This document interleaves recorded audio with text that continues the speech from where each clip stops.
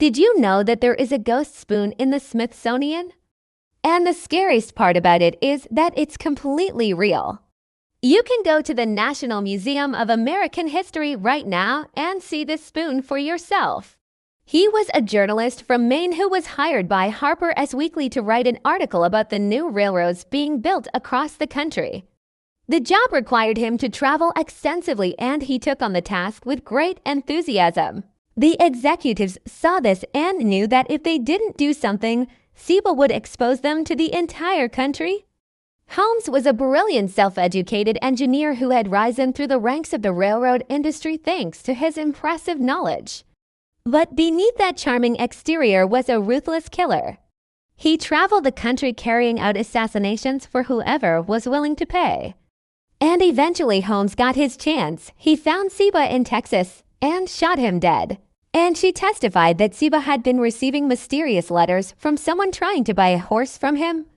They had been trying to sell a horse, and even though the widow was initially confused, she soon realized that she had made a mistake.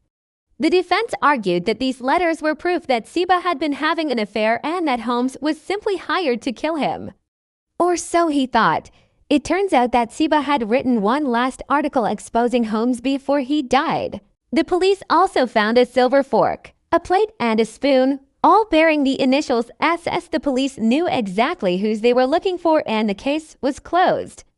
And this article would eventually be published, and Holmes would be arrested and put on trial for murder. But what about the spoon? How do we know that it belonged to Seba?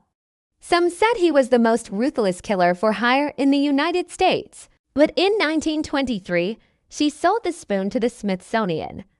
She wanted to help promote the new forensic science building, and she felt like the spoon would be a good addition. This was standard practice back then. If someone was killed, their next of kin were allowed to keep their belongings. We don't know what happened to Holmes's bones after the research was completed.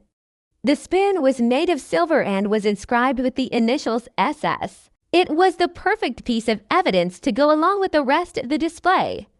But we do know that the Smithsonian has an extensive collection of bones from serial killers and other criminals. It's a huge part of their collection, so they sent a man after him, a man with a very particular set of skills. And to this day, it's the oldest known gas chamber ever built in the United States. He invited people over for dinner parties and then plied them with alcohol until they passed out. Then he would take their money and valuables and throw their bodies into the basement. It's located in Washington, D.C., and the spoon is on display in the Star-Spangled exhibit. That means that there's a possibility that it doesn't actually belong to him. Remember to subscribe if you haven't already, and stay tuned for more historical hauntings. And then there's the possibility that the spoon was planted as part of a hoax. And even though he was caught and executed, his legacy lives on in the Smithsonian. There's also the fact that the spoon is much older than Seba himself. It was made in the 1840s while Seba was born in 1840. His nickname was actually the Murder Mansion because he built a house in Chicago that was designed to lure in victims and then kill them. This was a belief that the dead could communicate with the living through objects like spoons. It's entirely possible that someone wanted to make a quick buck by selling a fake ghost spoon to the Smithsonian. As someone who had always dreamed of seeing the world, this was his big chance.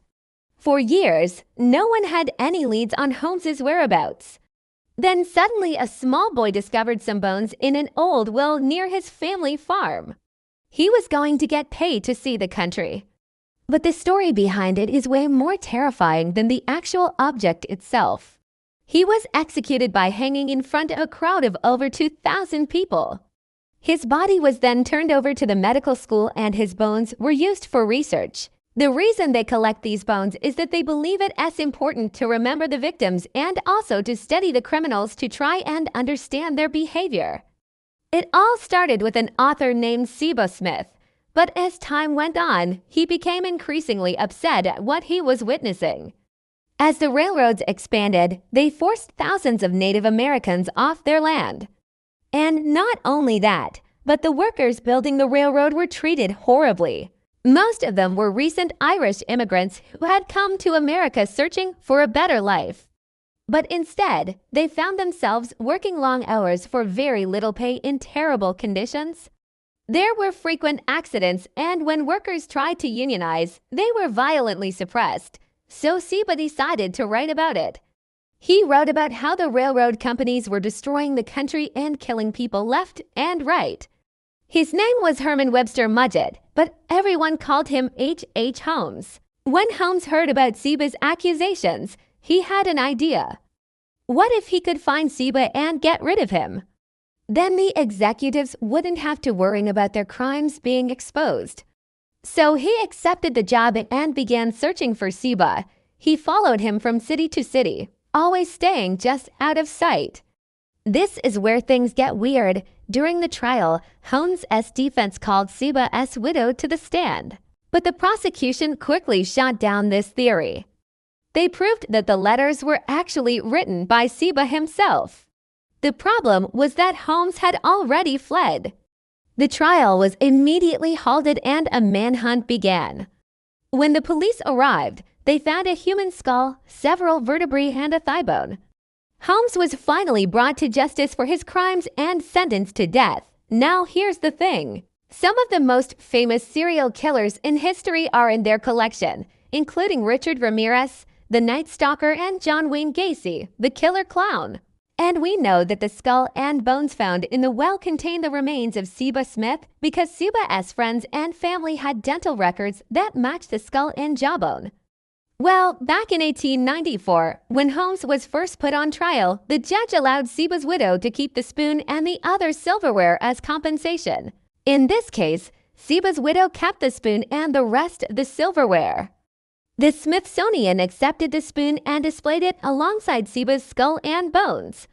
But here's where things get really creepy. Even though the spoon is real and was owned by Seba Smith, it wasn't found with his skull and bones. The bones were found in a well on Holmes's family property, but the spoon was found in a completely different location. This means that it is possible that the spoon was owned by someone else entirely and that the real Seba Smith spoon is lost forever. Back in the late 1800s, there was a lot of interest in spiritualism. But regardless of where the spoon came from, it's still a powerful symbol of the crimes committed by H. Holmes. He built secret passageways, hidden rooms, and a trapdoor in the basement floor so he could easily dispose of his victims. He even built a gas chamber in his basement. Holmes lured victims into his home by pretending to be a wealthy businessman. It's estimated that he killed at least 27 people this way, but it could have been many more. If you want to see the ghost spoon for yourself, you can visit the National Museum of American History. Thanks for watching.